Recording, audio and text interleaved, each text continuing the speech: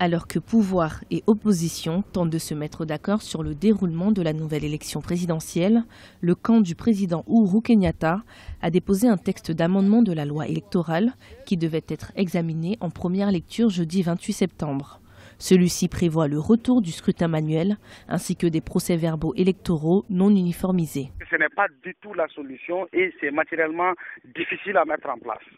Déjà, le pays a dépensé énormément d'argent pour organiser des élections qui viennent d'être annulées. Si on doit reprendre les élections avec un fichier totalement rétrograde, c'est un problème. Et encore, si on doit retourner à ces fichiers, il va falloir que toutes les parties acceptent de rentrer dans le processus pour pouvoir, remobiliser les informations, s'assurer que le fichier est correct et s'assurer que sa mise en œuvre se fasse correctement. Et si l'opposition n'est pas d'accord, je vois difficilement comment est-ce que le pouvoir en place peut l'imposer. Le camp du candidat de l'opposition Raila Odinga a posé plusieurs conditions pour le bon déroulement du scrutin du 26 octobre.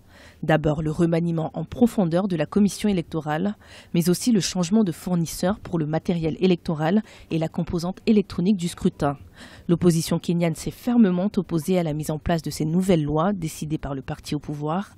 Ils ont même appelé leurs partisans à des manifestations pacifiques devant les bureaux de l'IEBC, la commission électorale kenyane. Le fait que les règles du jeu soient modifiées en cours de route est révélateur de l'arrogance de la coalition jubilée.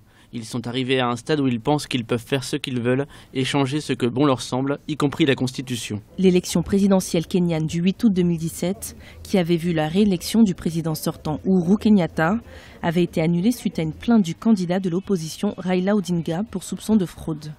D'abord prévue pour le 17 octobre, la nouvelle élection a été reportée au 26 octobre. La tenue de ce prochain scrutin semble de plus en plus incertaine, alors que la commission électorale est dans l'obligation d'organiser des élections avant le 31 octobre selon la loi constitutionnelle.